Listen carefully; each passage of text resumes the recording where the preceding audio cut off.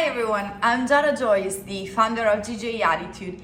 This is the second video of my series, the Not a Princess Detox, that you will find on my YouTube channel every single week on Thursday at 12 p.m. Today, I'd like to talk about an important topic, a kind of form of abuse that many don't recognize as such because it doesn't leave any visible sign on your skins. But what it does is to leave invisible signs on your mind, soul. What I'm referring to is mental abuse.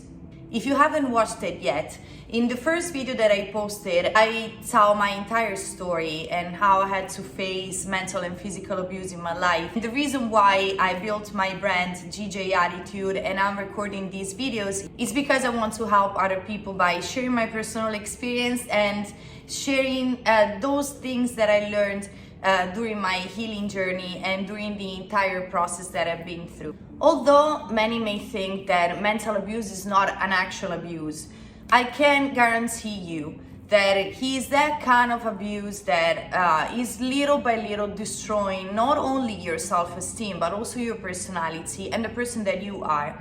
And I also like to specify that this doesn't happen only to people that come from traumas or that are insecure about themselves.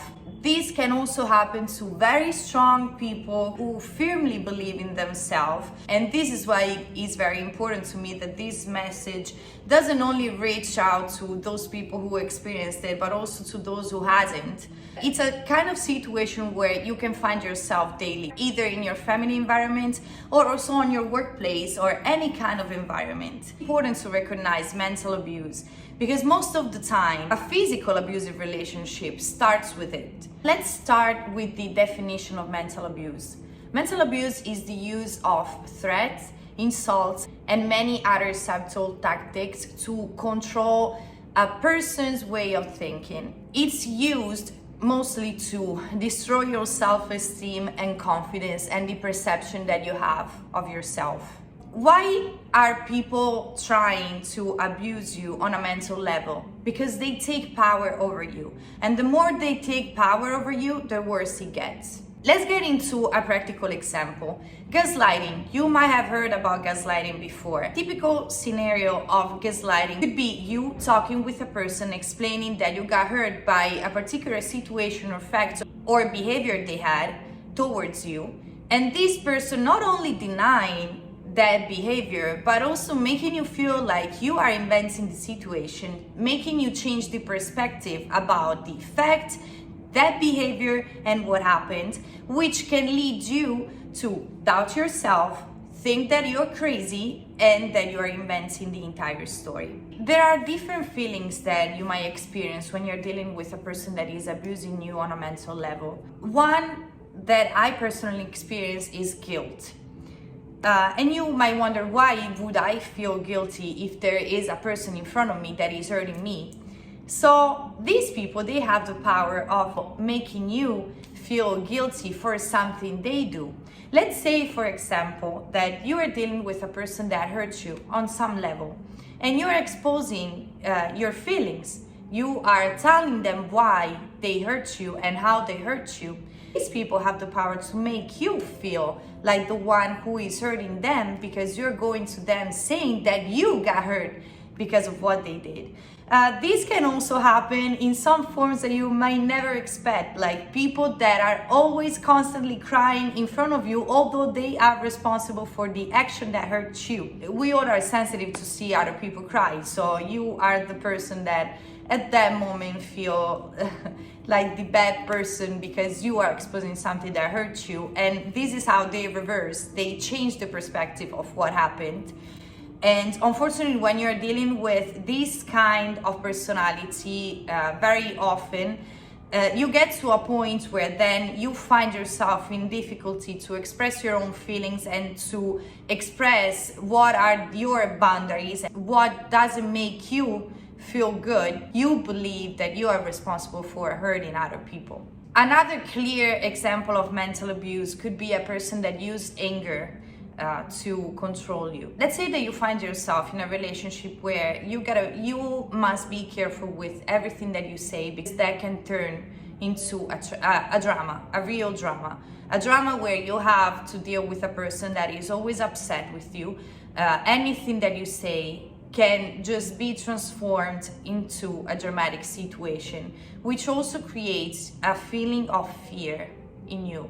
And that is another one of the worst feelings that you can experience in a relationship. Because when you are scared of anything you do, anything you say in front of the other person, because you never know you don't know the unpredictable reaction of that person, that fear will be installed into your brain constantly. And trust me, it's not that easy to take it away from you, even when you take yourself out of that relationship.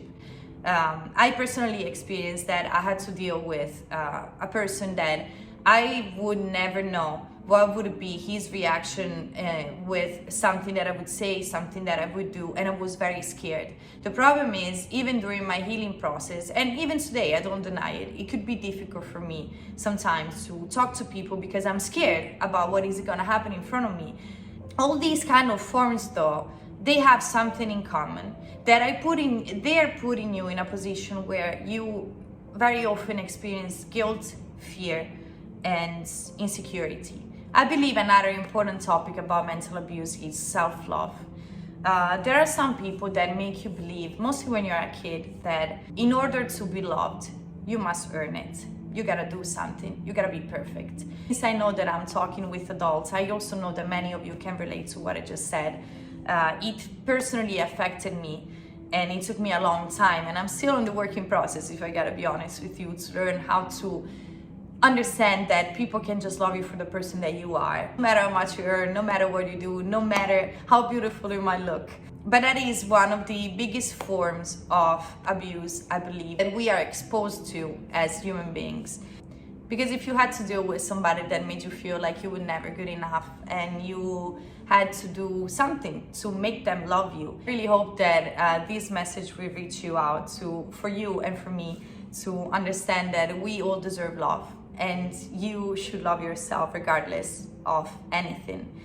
When you are used to prove something in order to be loved, to be nice in order to be liked, you're putting yourself in a position where you're not acting as yourself. You're just creating this character that is based on what other people like, but not on who you actually are. Today I wanted to give you an overview of a few acts that are part of the mental abuse process, but just so you know, there are so many and plenty that I will probably make another video to get into more details.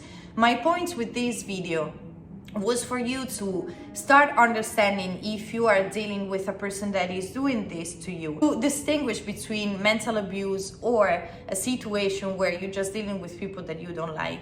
At the base of everything is how you feel. If you feel that you're dealing with somebody that is making you always feel bad, that drains your energies, that makes you feel smaller, that he's compromising your mental health, your self-esteem, your confidence, please run away the fastest that you can. As I said before, this can only get worse. Any toxic relationships start with mental abuse. You won't recognize a person that will physically abuse you because they start right away with those kind of actions. They start with getting power over you on a mental level, and when they see that you are trapped, when they see that they got you and that they have power over you, they will work to get even more power. And now that I explained to you a bit more about mental abuse, as I'm always saying, I also want to give you the hope, resilience, and strength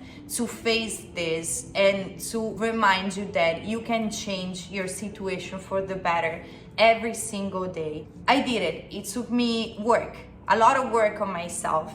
But as you can see from the way I'm talking to you today, from the courage that I have to tell my story and to talk about this important topic to all of you that are listening to me, this is a proof that you can do it, because as I did it, you can do it too. I will be talking more about toxic relationships, mental abuse, and domestic violence, sharing with you the tips and all the knowledge that I learned during my personal healing process in my next videos. Follow my YouTube channel and social media to stay updated with all the new videos. And please reach out to me if you'd like to share your story and help me create this amazing community. You all stay safe and have a great day.